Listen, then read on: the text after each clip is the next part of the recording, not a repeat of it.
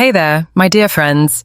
It's Eva, your old pal from Eufaula, Alabama, sitting here at 65 with a glass of sweet tea and a heart full of stories. Picture me on my porch swing, the lake breeze whispering through the dogwoods. Lake Eufaula glowing soft as the sun dips low. I've lived long enough to know the deepest joys and the sharpest pains. And tonight, I want to share one that's been simmering like Mama's collards on a Sunday stove. It's a tale of giving your all and feeling like it ain't enough. Of finding your light when the world tries to dim it. If you've ever loved so fierce it left you hollow, or found strength you didn't know you had, this one's for you.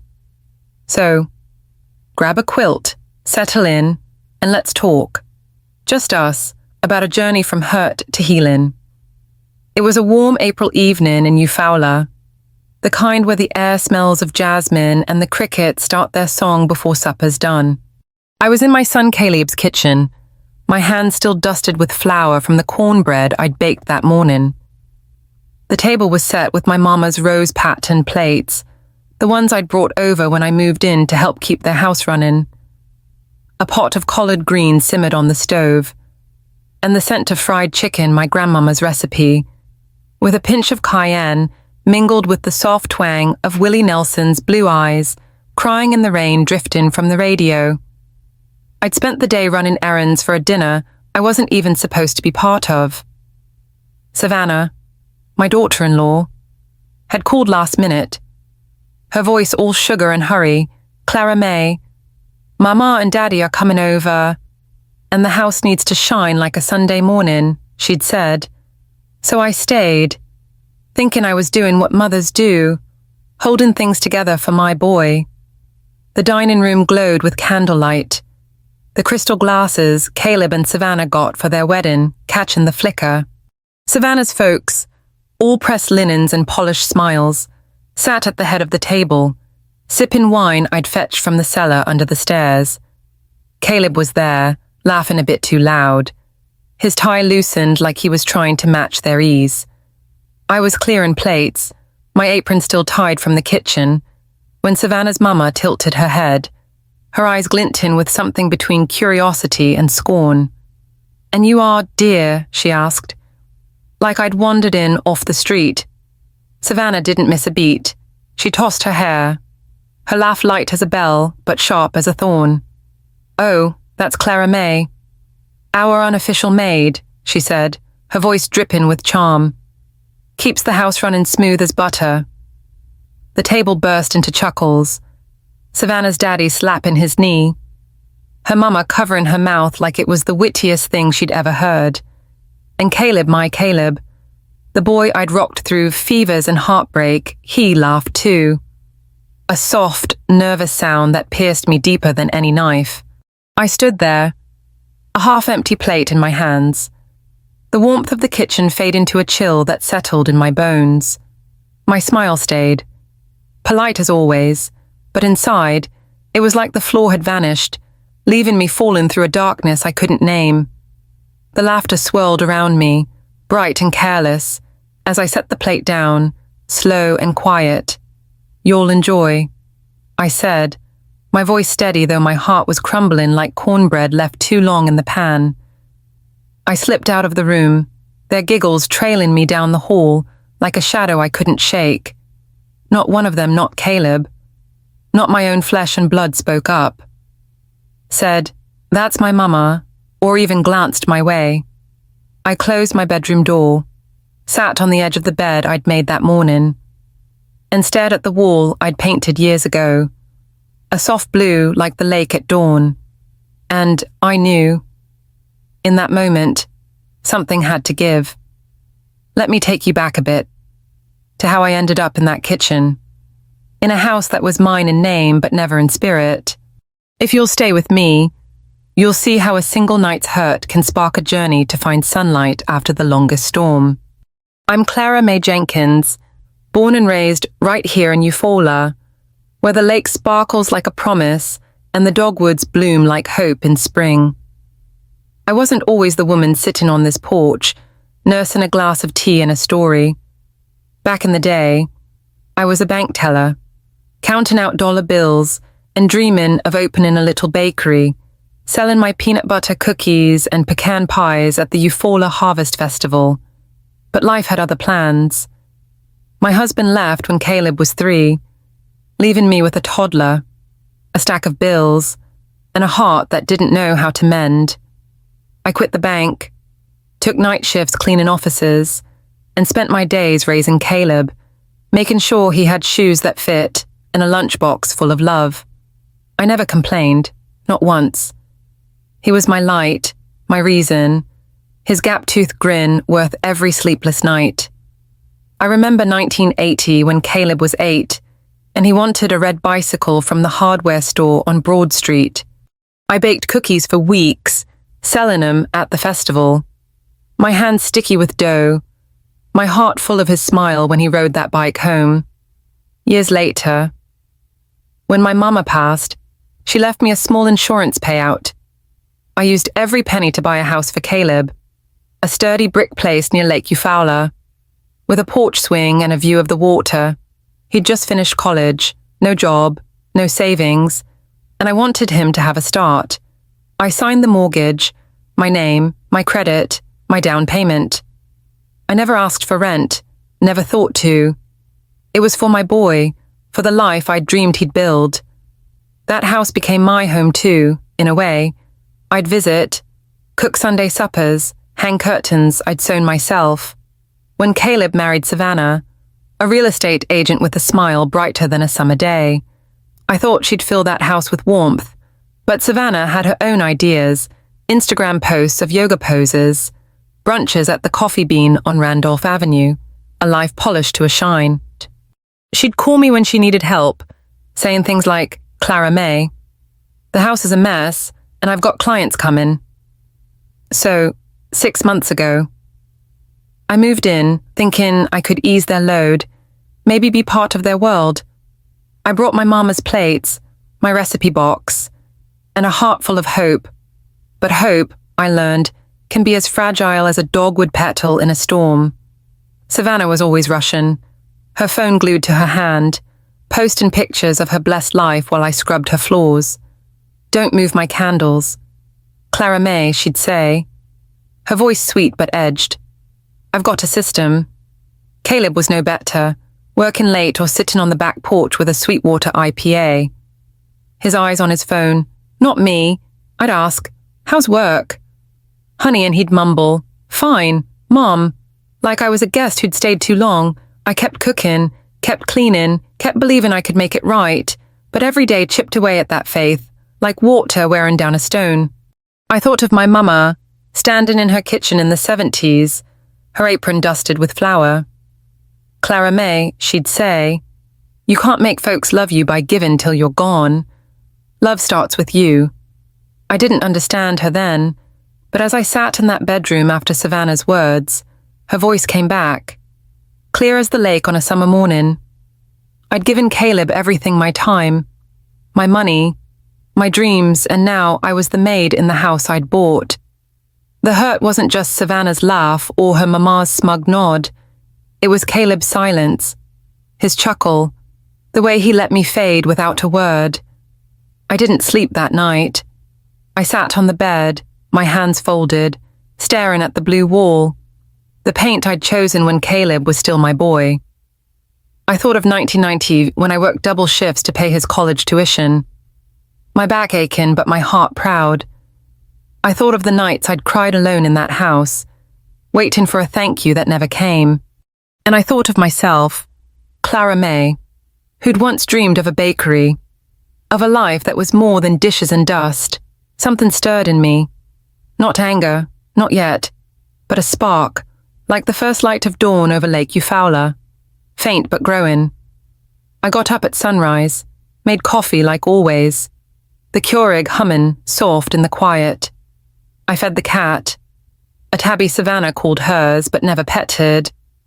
When Savannah came downstairs, her yoga mat under her arm, she didn't look at me, just grabbed her phone and a banana.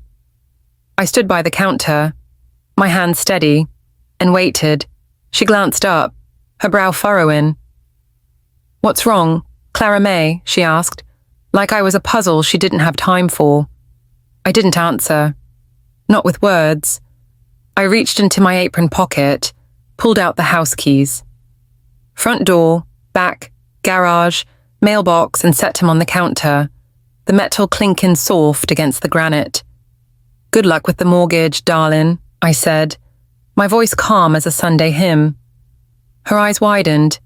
What's that supposed to mean? I smiled, just a little, and walked past her, down the hall, past the photos I'd framed, the curtains I'd hung, the life I'd built. I didn't take a thing, just my purse and the cardigan I'd worn when Caleb was born. I heard him call my name as I reached the front door, his voice sharp with confusion. Mama. Wait, I didn't stop. He ran after me, barefoot on the gravel drive, but I kept walking. My steps sure, I didn't slam the car door. I closed it gentle, like closing a chapter, because something inside me had shifted, not rage, not grief, but clarity, bright and quiet as the lake at noon. I drove away, the dogwoods lining the road like a farewell, Lake Eufaula glinting in my rear view. I didn't know where I was headed. Not exactly, but I knew where I wasn't staying. Caleb stood in the drive, his figure shrinking as I turned the corner, and I felt a pang, not for him, but for the woman I'd been, the one who'd given too much for too long. That woman was leaving, and in her place was someone new, someone I was just starting to know. This story ain't just about hurt, y'all. It's about finding the light after the darkest night, about learning to love yourself when others forget how. If it's speaking to your heart, I'd be so grateful if you'd hit that subscribe button and drop a comment below. Share a moment when you felt unseen, or when you found your strength. Your story matters, and I'm here, listening on this old porch, ready to hear it. That April evening in Caleb's kitchen, when Savannah called me the maid and my own boy laughed along, left a wound that didn't bleed but ached all the same. It was like a crack in a teacup, small at first, but growing wider with every touch. I'm Clara May Jenkins, sitting here in Eufaula, Alabama, where the dogwoods bloom and Lake Eufaula shimmers like a promise. I'd hoped to find a place in my son's home, to weave myself into their lives with love and a hot plate of cornbread. But hope, I was learning, can be as fragile as a petal in a storm. In the weeks that followed, I kept trying to hold things together, to be the mama I'd always been. But every sigh from Savannah, every sidestep from Caleb, widened those cracks, leaving me to wonder if I'd ever been more than a shadow in their world. The day settled into a rhythm, though it wasn't one I'd call comforting. I'd wake early in the spare room, the twin bed creaking under me, and slip into the kitchen before the sun rose over Lake Eufaula. The Keurig would hum, brewing a cup of community coffee, its dark roast filling the air with a warmth that felt like home, even if the house didn't. I'd make breakfast biscuits and sausage gravy for Caleb, oatmeal with brown sugar for Savannah. Though she rarely ate it, I'd set the table, hoping for a moment of togetherness, but most mornings, I ate alone. The radio playing Sweet Home Alabama soft in the background, the only voice to keep me company. I tried to make myself useful, to ease the weight I could see pressing on them. I'd scrub the counters till they shone, fold piles of laundry, Savannah's yoga leggings, Caleb's flannel shirts, dish towels with roosters I'd bought at the Eufaula flea market. I'd sweep the porch, the lake breeze carrying the scent of water and pine, and tend the flower beds, coaxing azaleas to bloom despite the heat. Savannah would breeze through, her phone glued to her hand, posting pictures of her smoothie or her yoga mat on Instagram. Clara May. Don't move my candles, she'd say, her voice sweet but edged, like honeysuckle with a thorn. I've got a system for the aesthetic. I'd nod, my hand still in the dishwater. Sure thing, darling. But inside, It stung. Like a pebble in my shoe I couldn't shake loose. I wasn't just cleaning their house, I was trying to clean the distance between us, to scrub away the feeling that I didn't belong. But every task seemed to make me smaller, like I was fading into the wallpaper I'd hung when I bought this place. Caleb was harder to reach than a star on a cloudy night. He'd leave early for work, something about selling real estate with Savannah's firm, though he never talked details. Most evenings, he'd come home late, his shoulders slumped, and head straight for the back porch with a Sweetwater IPA, the can sweating in his hand. I'd find him there, staring at the lake, its surface glinting under the moon. Everything okay? Honey, I'd ask, leaning against the doorframe, the air thick with cicadas. He'd glance up, his eyes tired. Just a rough patch. Mom, work's tough. You know I knew tough. I remembered 1990 when Caleb was 10, and I was working night shifts cleaning offices to keep a roof over our heads. I'd come home at dawn, my hands raw, and still making pancakes before school, smiling through the ache in my bones. I'd skip suppers so he could have seconds, my stomach growling as I tucked him in, but standing on that porch, watching him sip his beer, I wondered if he remembered those years, or if I'd just become the woman who washed his dishes. One morning, as I was wiping down the kitchen table, Savannah stopped me. Clara May. Can you not use the dryer in the daytime, she said, her voice clipped, eyes on her phone. The electric bill's getting out of hand. I paused, a rag dripping in my hand. I only did one load. Savannah, didn't think it's fine, she cut in, already walking away. Just stick to evenings.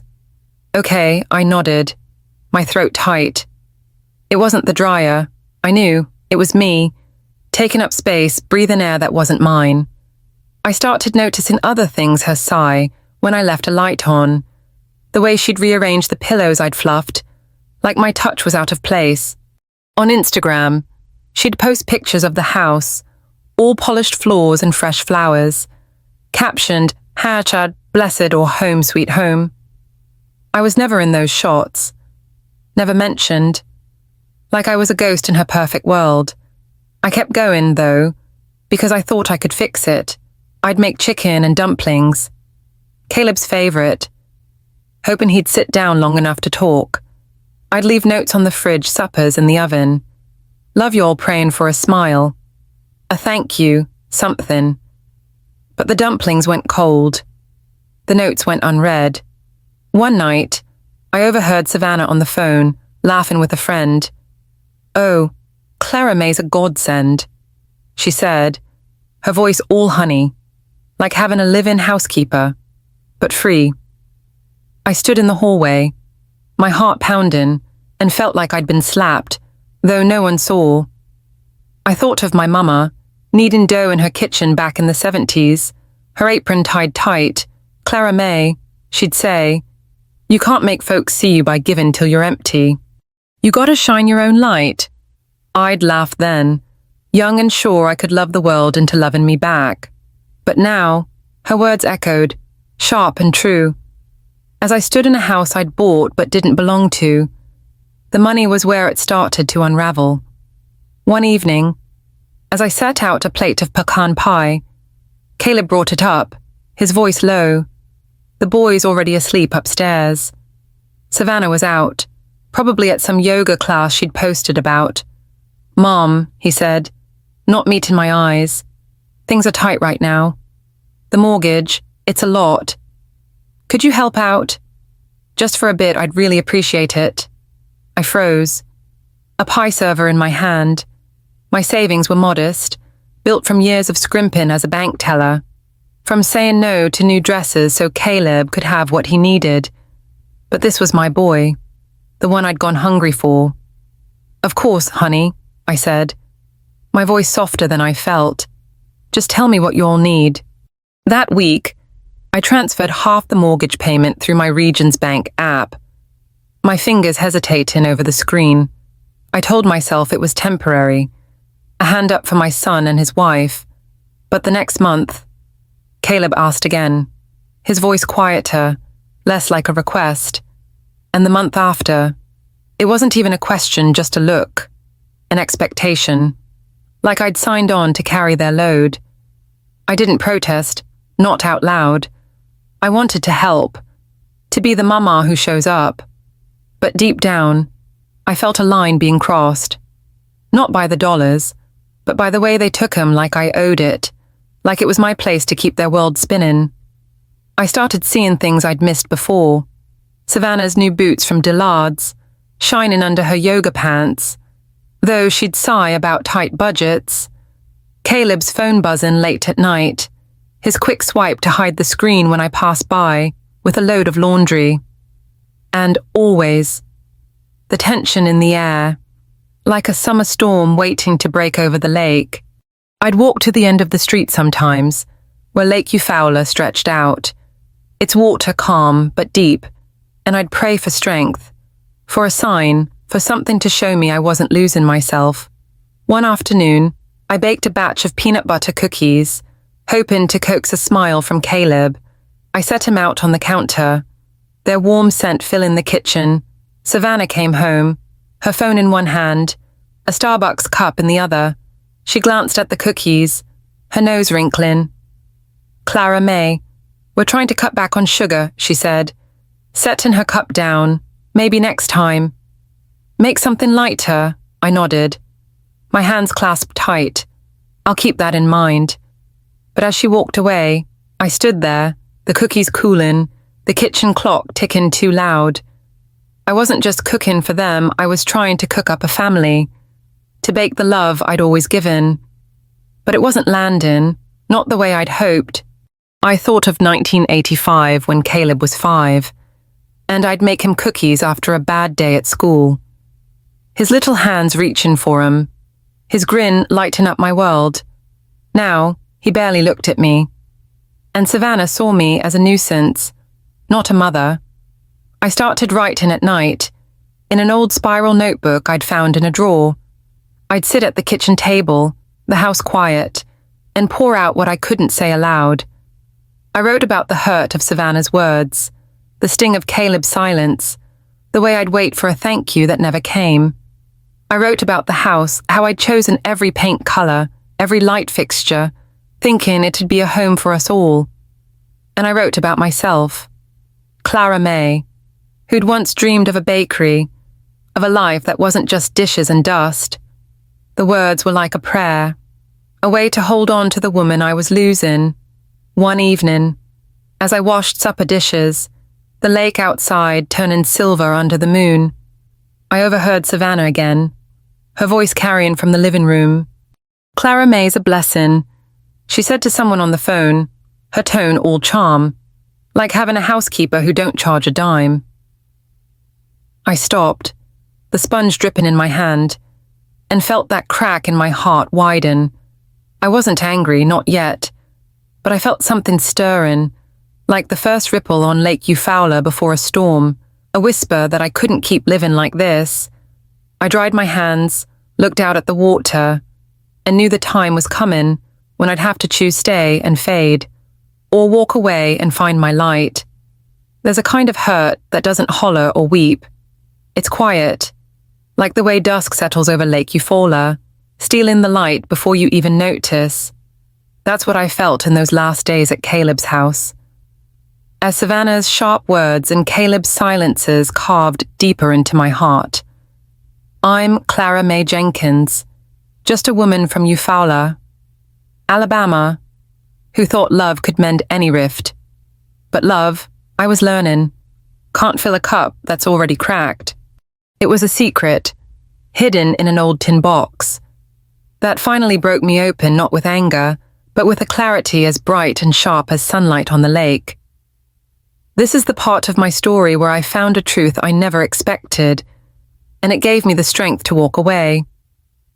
It was late April now, the Eufaula air thick with spring, the dogwoods along Barber Street dropping petals like soft promises. I'd been living with Caleb and Savannah for nearly 6 months, rising each morning in a spare room that felt more like a storage closet than a home. The twin bed creaked under me. The walls bare except for a faded quilt I'd hung to make it mine. I kept trying to be the mama I'd always been, cooking collards, folding laundry, paying half their mortgage with my savings, but every effort seemed to push me further into the shadows. Savannah's sighs followed me, her voice snipping at every light left on, every dish not done her way. Caleb was a ghost, slipping out early and coming home late, his eyes fixed on his phone or the lake, never on me. I held on for the small moments, the ones that felt like home. One afternoon, I sat on the porch swing, the lake glinting in the distance, and baked a batch of peanut butter cookies, hoping their warm scent would draw Caleb in. I left him on the counter, a note beside him for you, honey. But when I came back, the plate was untouched, the note crumpled in the trash. I stood there, the kitchen quiet except for the hum of the fridge, and felt like I'd been erased, like my love was just another chore they didn't need. The truth came on a Thursday evening, grey and damp, the kind of day where the lake looks more like a mirror than water. I'd been at Caleb's all day, scrubbing floors and mending a tear in Savannah's curtains. My hands busy, but my heart heavy. Savannah had been out, posting about some yoga retreat on Instagram, and Caleb was at work, or so he said. I needed a break, a moment to breathe. So I drove to the old apartment my Aunt Alma had left me. A little place on the edge of EVA'S, with creaky floors and a view of the cotton fields. I hadn't been back in weeks, but something pulled me there, like a whisper I couldn't ignore. The apartment smelled of time-old wood, dusty curtains, a hint of Alma's lavender soap. I lit a candle, its flame flickering in the dim room, and started sorting through a closet I'd never touched. That's when I found it, a tin box, rusted at the edges, tucked under a pile of quilts. I pried it open, expecting recipes or buttons, but inside were envelopes, yellowed and brittle, and one caught my eye, addressed to me in Alma's careful script. For Clara May, if you ever need it.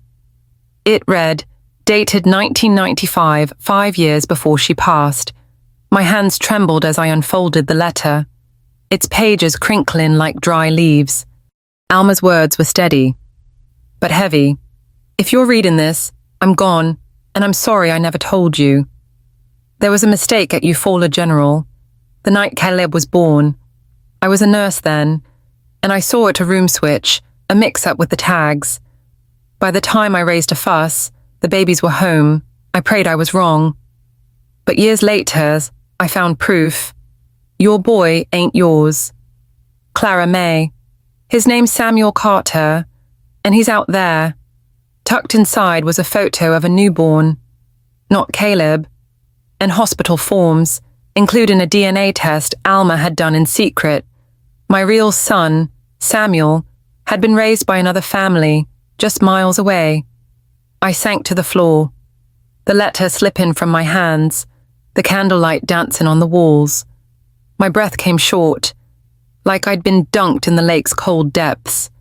Caleb, my boy, the one I'd raised through scraped knees and broken dreams, wasn't mine. I thought of his silences, the way he'd pull away, the laughter when Savannah called me the maid. Had he always felt like a stranger, deep down? Or was I imagining it? I thought of 1985 when he was 5, clinging to me after a nightmare, his small voice saying, "You're my best mama." I'd believed it, poured every piece of me into him. And now, this a truth that turned my whole life into a question mark. I didn't cry, not then. I sat there, the tin box open like a wound, and let the truth settle. I thought of Samuel, out there somewhere, a man I'd never known. I thought of Caleb, who'd taken my money, my time, my heart, and given me nothing but a chuckle in return. And I thought of myself, Clara May, who'd given so much I'd forgotten how to stand tall. I remembered my mama's voice, soft in her kitchen back in the 70s. You can't pour water into a cracked cup. Clara May, save some for you, I'd been pouring into Caleb's family, and I was the one running dry.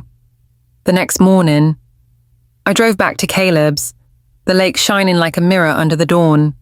I made coffee, the Keurig humming soft, and stood in the kitchen, my hand steady but my heart racing. I knew I couldn't stay, not after Alma's letter, not after Savannah's words, not after Caleb's silence. The house was mine, my name on the deed, my money in the walls, but it wasn't home, not anymore. I thought of 1990 when I'd signed the mortgage, my hand shaking with pride, thinking I was giving Caleb a future. Now it felt like a chain, tying me to a life that didn't want me. I didn't decide to leave in one moment. It was a string of them, each one tightening the knot in my chest. There was Savannah's voice at breakfast, sharp as she poured her coffee, Clara May. Don't leave the dishes in the sink. It's messy. There was Caleb's absence at supper, his plate untouched while I ate alone. The radio playing Jolene like a lament. There was the Instagram post I saw that afternoon, Savannah smiling with her folks at the Coffee Bean, captioned, "Had family." Time no sign of me, though I'd cooked their meal. And then, the final straw, so quiet it might have gone unnoticed, I found my suitcase, packed and propped against the hallway wall, like they were waiting for me to go. I stood there, staring at the suitcase, its zipper glinting in the dim light. My hands didn't shake, not this time. I thought of 1978 when I'd stood by Lake Eufaula with my husband, dreaming of a family, a home. I'd built that home, not just with money, but with love, with every biscuit I'd baked, every night I'd stayed up for Caleb. But love ain't enough when it's one-sided. I was done being the maid, done fading into their world. I didn't shout or slam doors. I moved with a calm I hadn't known I had. I went to the kitchen, where the morning light spilled through the window, and pulled the house keys from my apron pocket front door. Back, garage, mailbox. I set him on the counter, the metal clinking soft against the granite. Savannah came downstairs, her yoga mat under her arm, her phone glowing. She glanced at me, her brow furrowing. "What's wrong?" "Clara May," she asked, like I was a puzzle she didn't care to solve. I looked at her, my voice steady as the lake at noon. "Here's the keys, darling. Good luck with the mortgage." Her eyes widened, her phone slipping a bit in her hand. "What's that supposed to mean?" I didn't answer. I walked past her, down the hall, past the photos I'd framed, the curtains I'd sewn, the life I'd poured into this place. I took my purse, my cardigan, the one I'd worn when Caleb was born, and nothing else. I heard Caleb's voice as I reached the front door, sharp with confusion. "Mama?" "Wait," he ran after me, barefoot on the gravel drive, but I kept walking, my steps sure as a hymn. I didn't slam the car door. I closed it gentle, like turning a page, because something inside me had shifted, bright and fierce, like sunlight breaking through a storm. I drove away. The dogwoods lining Barber Street like a farewell, Lake Eufaula glinting in my rear view. I didn't look back, didn't let the tears fall, though they burned behind my eyes. Caleb stood in the drive, his figure shrinking as I turned toward town, and I felt a pang, not for him, but for the woman I'd been, the one who'd given too much for too long. That woman was gone, and in her place was someone new, someone ready to find the son I'd never known, to claim the life I'd let slip away. I pulled into the apartment's gravel lot, the cotton fields stretching out under a pale sky. I opened the door, the smell of lavender and old wood welcoming me like an old friend. I set my purse down, the tin box still open on the floor, Alma's letter waiting like a map. I didn't know what came next, not yet, but as I stood there, the morning light spilling soft across the room, I felt a spark, like the first green shoot pushing through spring soil. I'd given Caleb my heart, my home, my years, and he'd let me fade. Now, It was time to find Samuel, to see myself, to let the truth breathe like sunlight over Eufaula. Coming back to my own place after leaving Caleb's house felt like slipping into an old pair of slippers. Worn but familiar, holding the shape of my life. I'm Clara Mae Jenkins, just a woman from Eufaula, Alabama, where the dogwoods bloom and Lake Eufaula catches the light like a prayer. I'd walked away from a home I'd built, from a son who didn't see me. Carrying a secret that turned my world upside down, Caleb wasn't my boy, not by blood. Somewhere out there was Samuel, my real son, raised by another family. That truth could have broken me, but instead, it was like a seed planted in spring soil, quiet but growing. This is the part of my story where I learned to heal, not with loud promises or grand gestures, but with the soft, steady work of baking biscuits and finding my place, one sunrise at a time.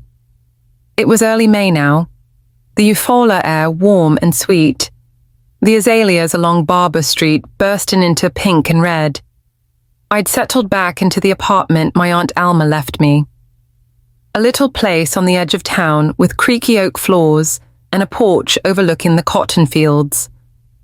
The first few days were heavy, like a quilt soaked with rain. I'd wake expecting to hear Caleb's footsteps or Savannah's phone buzzing, but there was only silence, thick and unfamiliar. I missed the idea of them, the family I'd dreamed we'd be, but I didn't miss Savannah's sighs or Caleb's turned back. The hurt of that night, her calling me the maid. His laughter still stung, but so did Alma's letter, its words about Samuel Carter burning in my mind like a candle I couldn't blow out. I didn't know where to start. So I started small. I dusted the apartment, polishing the old oak table till it shone, hanging fresh curtains I'd sewn from a bolt of gingham I found in Alma's closet. The place smelled of lavender and thyme, but I brought it to life with a batch of peanut butter cookies, their warm scent filling the kitchen like a hug. I'd bake in the evenings, the oven's heat chasing away the chill of being alone. I'd hum Amazing Grace, a habit from my mama's kitchen in the 70s, and feel her strength in my hands as I kneaded dough. One morning, I took a tray of cookies to the Eufaula Farmers Market, where stalls lined Randolph Avenue with jars of honey and baskets of okra. I set up a little table, nervous as a schoolgirl, and called it Clara's Sweet South. Folks stopped by, drawn by the smell, and before noon, I'd sold every last one. A woman in a sun hat, her hands full of collards, smiled as she handed me a 5.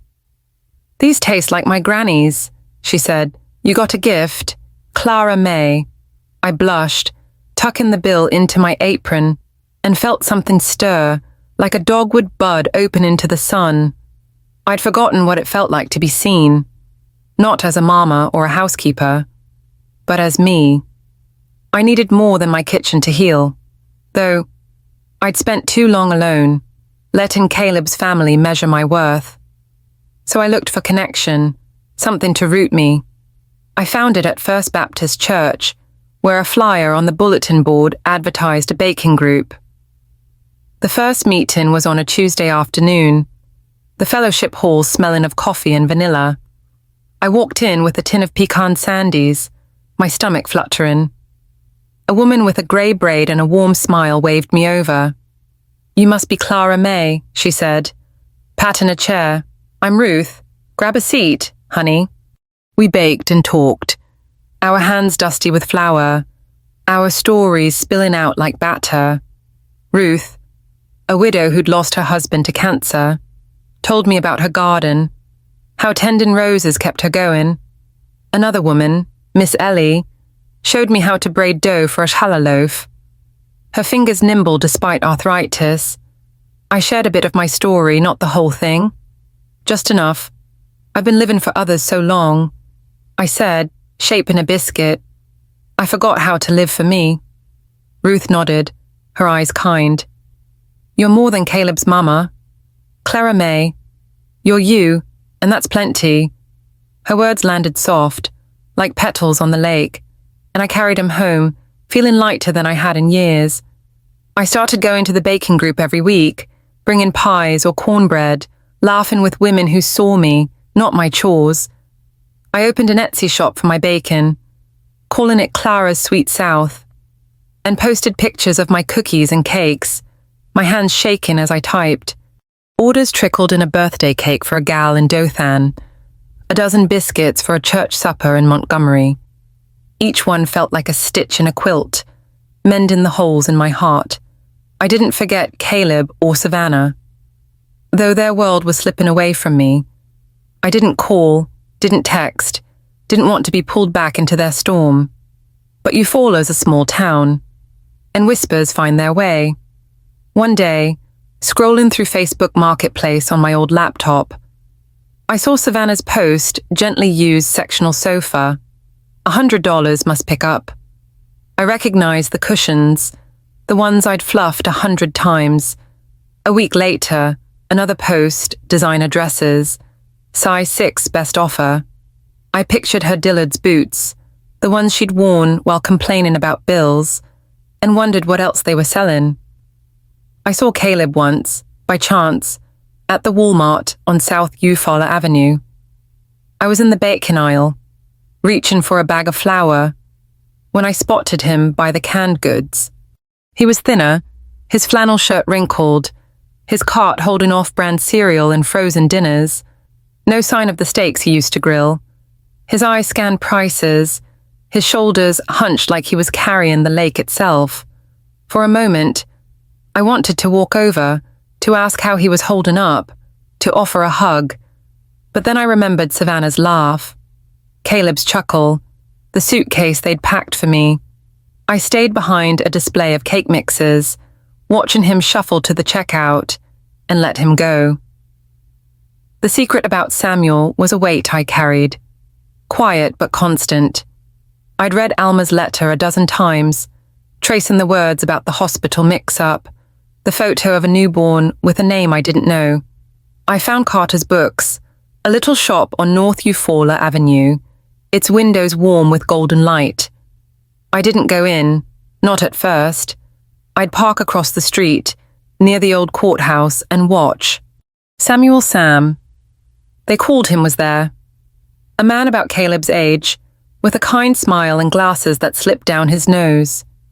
He'd help customers, carrying stacks of novels, his voice soft but sure. One day, I saw him laugh with a child over a picture book, and something in his eyes, my daddy's eyes, green as the lake, made my breath catch. I cried right there in my car. Not loud, just quiet tears rolling down my cheeks, wetting in the collar of my cardigan. I started going by the shop regular, not to talk, just to see him. I'd sit on a bench near the corner, pretending to sip coffee from a to-go cup, my heart pounding like I was young again. I didn't know how to tell a grown man he was my son, not yet, but watching him, seeing the way he listened, the way he cared, I felt a flicker of hope, like sunlight spilling through the oaks. I bought a book one day, a poetry collection, just to hear his voice. "Good choice," he said, handing me the bag, his fingers brushing mine. "Hard to find these days." I nodded, my throat tight. "You own this place, sorta," he said, smiling. "My folks helped me start it. They're retired now, so it's my baby." I smiled back, clutching the bag. "It's a fine place. I left quick, my heart racing, and sat by Lake Eufaula that evening. The water lapping soft against the shore.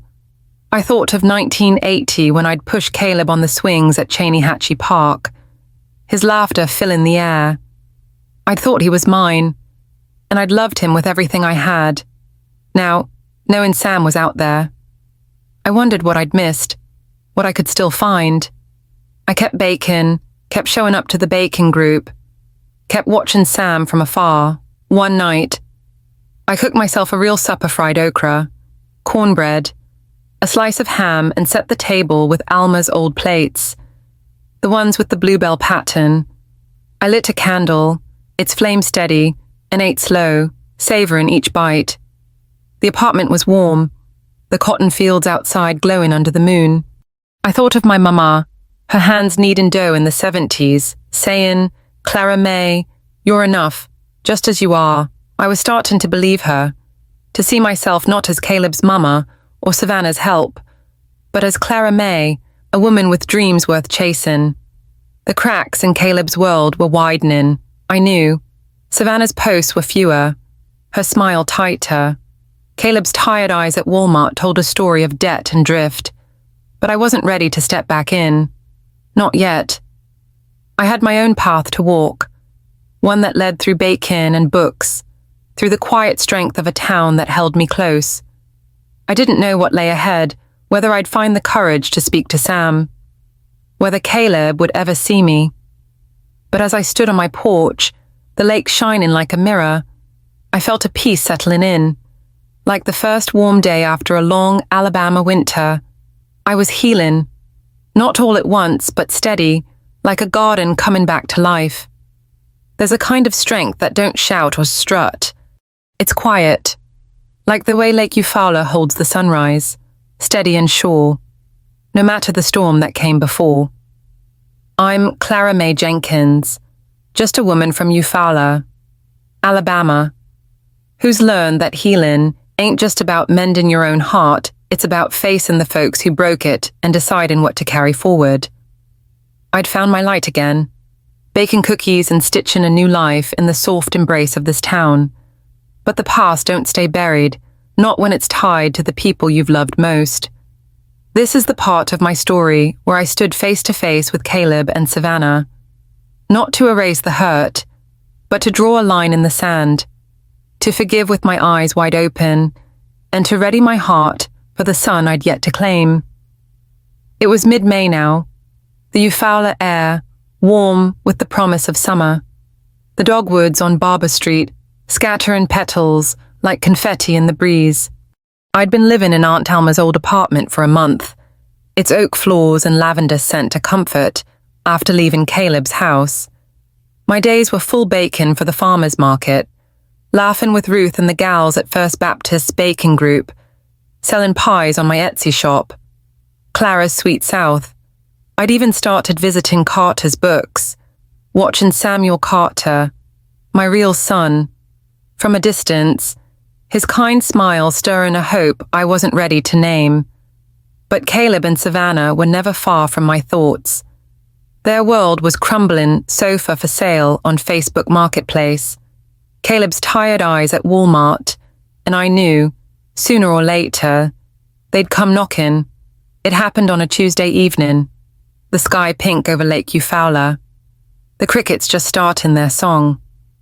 I was in the kitchen, rolling out dough for a pecan pie, the radio playing Tennessee whiskey soft and low, when a knock came at the door. It was sharp, hesitant, like someone wasn't sure they'd be welcome. I wiped my hands on my apron, my heart skipping a beat, and peeked through the curtain. There stood Caleb, my boy not by blood, but by every year I'd given him looking like he hadn't slept in days. His flannel shirt was wrinkled, his eyes sunken, his hands shoved deep in his pockets. "Mom," he said when I opened the door, his voice rough as gravel. "Can I come in?" Paused. Just a moment, then stepped aside. He walked in, his boots scuffing the oak floor, and sat on the edge of Alma's old couch, like he was afraid it might push him away. The room smelled of pecans and sugar, the candle on the table flickering soft. I sat across from him in a wicker chair, my hands folded, waiting. The silence stretched, filled only by the hum of the fridge and the distant call of a whippoorwill outside. "I messed up," he said finally, his eyes on the floor. I let Savannah hurt you. Mom, that night, at dinner, I laughed. I didn't mean it, but I did it, and I'm sorry." His voice cracked, and he rubbed his face, like he could wipe away the shame. Things are falling apart. The house, the bills, everything. I quit my job months ago. Thought Savannah's business would carry us. But it's all smoke, Mom. We're drowning. And I don't know what to do. I listened, my heart aching but steady. I thought of 1985 when Caleb was 5, clinging to me after a bad dream, his small voice saying, "You're my best mama." I'd given him everything night shifts cleaning to buy his bike, my mama's insurance money for his house, half the mortgage from my savings, but he'd let Savannah call me the maid, let her chip away at me while he looked the other way. I'd carried that hurt. And now, here he was, asking for help without facing the weight of what he'd done. "There's something else you need to know," I said, my voice calm as the lake at dawn. I stood, walked to the kitchen drawer and pulled out Alma's letter, the one that told of the hospital mix-up, the DNA proof that Caleb wasn't mine. I handed it to him. The page is yellowed but heavy. Read it. Caleb, all of it. He took it, his brow furrowing, and read in silence. His hands shook, the papers crinkling as he turned them. When he looked up, his eyes were wide, glassy. This says I'm not your son. That can't be right." "Mom, it's right," I said, sitting again. "You were switched at Fowler General, the night you were born. My real boy's out there, raised by another family. I raised you, loved you like my own, but you let me fade. Caleb, you let Savannah make me small, and you didn't say a word." He flinched, like I'd slapped him, and set the letter down, his hands trembling. "I didn't know," he whispered. I thought you were just... I don't know who I am anymore." I leaned forward, my voice soft but firm. "You're the boy I raised, but you chose to hurt me. I gave you every piece of me, and you gave me silence. I don't hate you, Caleb, but I can't carry your load no more." Tears slipped down his cheeks, and he wiped them quick, like he was ashamed. "Can you help us, Mom? Just one more time. The house, we're gonna lose it." I stood, walked to the window, and looked out at the cotton fields, their white tufts glowing under the moon.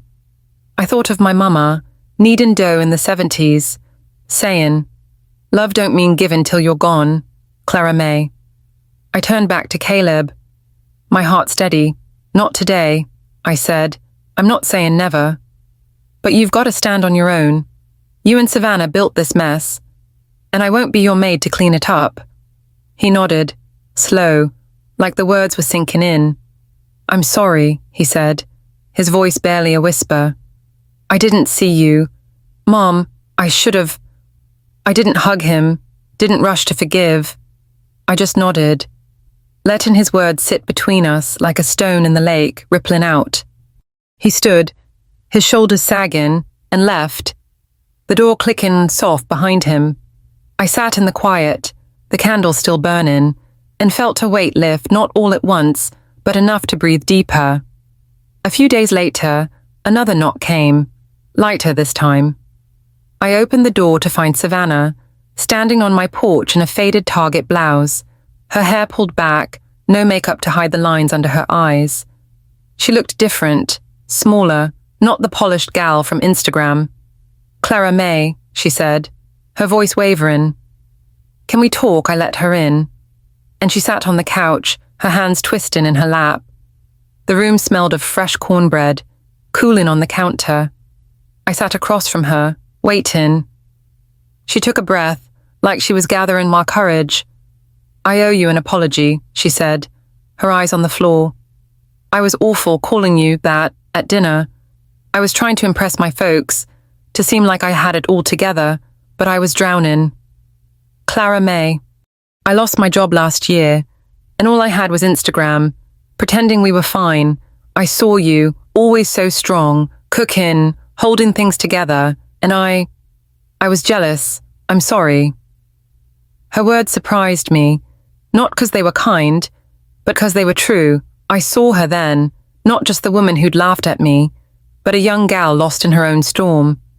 I thought of 1990 when I was raising Caleb alone, feeling like a failure, snapping at neighbors when the bills piled up, but I hadn't let it define me.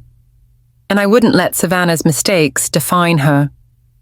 "Thank you for saying that," I said, my voice steady. "But words ain't enough. Savannah, you hurt me. And Caleb let it happen. If you want my respect, show me with actions, not promises." She nodded, her eyes wet but clear. "I'm trying," she said. "I'm looking for work, something real. I want you to know I see you now." I didn't smile, didn't soften, but I nodded, letting her words settle. She stood, thanked me for listening, and left, her steps light on the porch. I sat there, the cornbread's warmth lingering, and felt another layer of hurt peel away, like old paint flaking off a porch rail. The next day, I sat at my kitchen table, a notebook open, and drafted a plan. I wasn't ready to give money, not after Caleb's silence, not after Savannah's games, but I could give a chance, one last time, with strings attached. I wrote it out I'd pay one overdue mortgage payment, just enough to keep their house from foreclosure, but only if they met my terms. Caleb had to join a financial counseling program at the community center, show me weekly proof. He had to get a job, any job, even stocking shelves at Walmart, and separate his bank account from Savannah's. No more joint cards, no more leaning on her pipe dreams. I typed it up, printed it, and set it aside, knowing I'd give it to him when he was ready to listen. Caleb called that evening, his voice raw through the phone. "Mom, can I come by? I need to talk. Really talk. Tomorrow." I said, my heart steady. "I'll be here at noon." He showed up right on time. The May sun high, the dogwoods dropping petals on the gravel drive. He looked a touch better, his hair combed, his flannel clean, but his eyes still carried a weight. We sat in the living room, the plan on the table between us. I slid it toward him, my hands calm. "This is what I'm offering," I said. "One payment, one time. You do the rest, counseling, a job, separate accounts. If you slip, if I see one dime go to Savannah's schemes, I'm done." He read it, his fingers tracing the words, his jaw tight. "Separate accounts. That's going to be hard with Savannah," he said, almost to himself. "That's your call," I said, "but if you stay tangled in her mess, y'all will both sink, and I ain't your lifeboat no more." He looked at me, then at the paper, and nodded, slow but sure. "Okay," he said, his voice quiet. "I'll do it, Mom." We shook hands, a gesture that felt right, like sealing a promise, not a plea. He signed the paper, his signature uneven but real. I told him we'd meet weekly, my rules, my time. He stood to leave, pausing at the door. "I didn't know how much I needed you," he said. "Till you weren't there," I smiled. Faint but true. That's the thing about needing. Caleb, it don't mean nothing till you see the person you're leaning on. He left, the door clicking shut, and I stood in the quiet, the sunlight spilling through the window like a blessing. I thought of 1978 when I stood by Lake Eufaula, dreaming of a family with my husband, believing love could build anything. I'd built it, not just with money, but with every biscuit, every prayer, every night I'd stayed up for Caleb. Now, I'd faced him and Savannah. Not to fix their world, but to claim mine. I was ready, not just to live, but to find Samuel, to speak a truth I'd carried too long. The path wasn't clear, but I was walking it, my steps steady as the lake's gentle tide, my heart open to the sunlight waiting just ahead. Y'all, there's a kind of peace that feels like sitting by Lake Eufaula at dusk, when the water's still and the sky's all pink and gold, holding every hurt and hope in its quiet glow. I'm Clara Mae Jenkins, just a woman from Eufaula, Alabama, who's learned that love ain't about giving till you're gone, it's about finding enough for yourself, so you can shine for those who see you true. I'd walked a long road, from the sting of being called a maid in my own son's house to the truth that Caleb wasn't my boy by blood. I'd faced him in Savannah, set my terms, and now I was ready to meet Samuel, the son I'd never known. This is the final part of my story, not an ending, but a beginning, where I found my sunlight and learned to let it spill over, soft and steady, like a summer day in Alabama. It was late May now, the Eufaula air thick with summer's promise. The dogwoods on Barber Street trading their petals for green leaves. My life had taken root again in Aunt Alma's old apartment, its oak floors warm under my feet, its porch a haven where I'd sip community coffee and watch the cotton fields sway. I'd built something new baking cookies for the farmer's market, laughing with Ruth and the gals at First Baptist, selling pies on my Etsy shop. Clara's Sweet South. I'd watched Samuel Carter at his bookstore, his kind smile a beacon I wasn't ready to approach. Not till I'd faced Caleb and Savannah. Not till I'd claimed my own strength. Caleb was trying. In his way, he'd started a job at Walmart, stocking shelves on the night shift, showing me pay stubs every Sunday like we'd agreed. He'd joined a financial counseling program at the community center, his notebook full of budgets and plans. He'd separated his bank account from Savannah's. No more joint cards to fund her Instagram dreams. One evening, he sent me a text, simple but real. Got my first paycheck. Mom, thank you. I didn't reply right away, but I saved it. A small ripple in the lake of our past. He'd moved to a small apartment near the old mill, leaving the house to Savannah for now. A step towards standing on his own. Savannah was changing too, though her path was slower, like a river finding its course. She'd taken a job at the Coffee Bean on Randolph Avenue, pouring lattes and wiping counters, a far cry from her yoga retreats. Her Instagram was quieter, no more polished posts of brunches or designer boots. Just a photo of her in an apron, captioned "New Day, New Start." She'd texted me once, a single line. "Thank you for the chance, Clara May." I didn't answer, but I saw her one morning at the market, buying okra with cash, not a card, and I nodded to myself, knowing she was trying, even if it was late. I kept sending love to them, in my way. I dropped a tin of pecan sandies at Caleb's apartment, leaving it on his doorstep with a note. "Keep going, honey." I mailed Savannah a recipe card for my cornbread. No words, just the ingredients in my cursive. A quiet hope she'd find her own kitchen someday. They were holding on to the house, thanks to my one-time mortgage payment, but it was theirs to keep now, with their own sweat and cents. My heart, though, was turning toward Samuel. I'd been by Carter's books enough to know his rhythm, how he'd stack novels in the morning, help kids find picture books in the afternoon, close up with a wave to the street. I'd bought a few books, trading small talk about poetry or the weather, his green eyes so like my daddy's making my throat tight. I wasn't ready to tell him the truth, not till I'd faced my own fears, not till I knew I could stand steady, no matter what he said. That moment came on a Friday afternoon, the sun high, the lake sparkling like 1,000 stars. I baked a batch of peanut butter cookies, wrapped them in a tin with a bluebell pattern, and drove to North Eufaula Avenue. The bookstore's bell jingled as I stepped in, the air cool, smelling of paper and cedar. Sam was behind the counter, sorting receipts, his glasses slipping down his nose. He looked up, smiling like he always did. Back again. "Miss Clara, you're going to need a library card soon." I laughed, my hands tight on the tin. "Maybe so, Sam, but I came to talk. If you've got a minute." His brow lifted, curious but kind. "Sure thing, let's go to the back."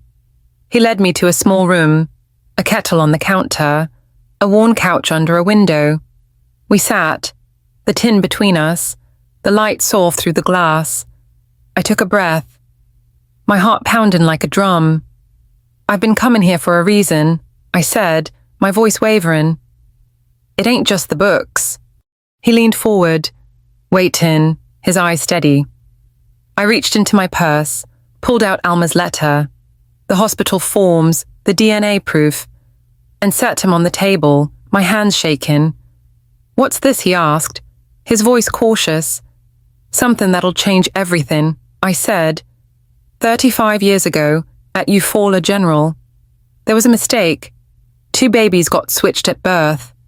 My son, he was given to another family, and theirs was given to me.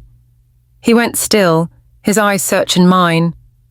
Piecing it together, you're saying, I'm your son, I nodded, tears burning my eyes. I know you are, Sam. I raised another boy, loved him with all I had, but he didn't see me, not really. I found you, and I needed you to know the truth. He picked up the letter, read it slow, his fingers tracing the words. The room was quiet, just the kettle's hum and the distant jingle of the bell as a customer left. When he finished, he set the papers down, his hands steady but his eyes wet. This is a lot, he said, his voice low. I've got parents, Clara May. They raised me, loved me. I don't know what to feel. You don't have to feel nothing yet. I said, my voice soft. I ain't here to take you from them. I just wanted the truth to breathe, for both of us. He nodded, leaning back, exhaling hard. Why now? 'Cause I couldn't live with the silence no more. I said, I've spent my life losing myself to folks who didn't see me. I'm finding me now, and you're part of that. We sat there, the truth heavy but not crushing, like a stone smoothed by the lake's tide. Can we take it slow? He asked, his voice gentle. I don't want to force this. I wouldn't have it any other way, I said, smiling through tears. You want a cookie made 'em fresh? He laughed, a soft sound that warmed the room, and took one, biting into it. These are good, he said, real good. We didn't talk about the letter again that day. We talked about books, the farmer's market, how he hated the heat but loved the lake's breeze. It wasn't a bond, not yet, but it was a start, like a seed taking root in spring soil. In the weeks that followed, my life bloomed brighter. I took a leap and signed up for a booth at the EVA'S Harvest Festival, baking pies and cookies for days, my kitchen a whirl of flour and sugar. The festival was alive with music, bluegrass fiddles, kids laughing, and my booth drew a crowd. A gal from the Chamber of Commerce bought a pecan pie, saying, Clara May, you're putting EVA'S on the map. I laughed, pinning a blue ribbon to my apron, my heart full as the lake at high tide. I joined a book club at the library, reading The Light We Carry by Michelle Obama, with women who shared stories of loss and love. One night, I spoke up, my voice steady. I spent years being invisible. I said, now I'm learning to shine, just for me. They nodded, one squeezing my hand, and I knew I wasn't alone. Caleb kept his word, working hard, meeting me weekly with updates. He sent me a drawing he'd found, one he'd made at 6, a house with a lake and a stick figure mama labeled Best Mom. I taped it to my fridge, its colors bright against the white. Savannah was trying too, pouring coffee at the coffee bean. Her smile less forced.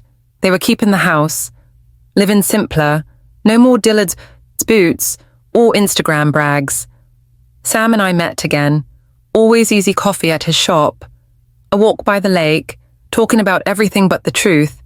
He didn't call me Mom, and I didn't expect it. But one day, he invited me to a reading event at Carter's Books, saying, You'd like it, Clara May, bring some cookies. I smiled, knowing it was his way of opening a door. By June, my apartment was my own, alive with new curtains, the scent of cornbread, and a journal where I wrote, I am enough. I thought of 1978, standing by Lake Eufaula, dreaming of a family. I'd built one, lost one, And now, I was building another, not with blood or duty, but with choice, with light. I donated part of my savings to a shelter for women starting over, knowing my story could lift others. One evening, I sat on my porch, the lake shining like a mirror, Sweet Home Alabama playing soft on the radio. I was Clara Mae Jenkins, not just a mama, but a woman who'd found her sunlight, bright and steady, like a summer day after the longest winter. I'd loved Caleb, forgiven him, let Savannah find her way, and opened my heart to Sam. The past was a shadow, fading soft, and the future was a lake, wide and waiting. Thank y'all for walking this road with me, for holding my story like a quilt on a cool night. If it's touched your heart, I'd be so grateful if you'd hit that subscribe button and share a moment in the comments when you found your light. Or when you're still searching. Let's keep this porch talk going, 'cause your story matters, and I'm here, listening.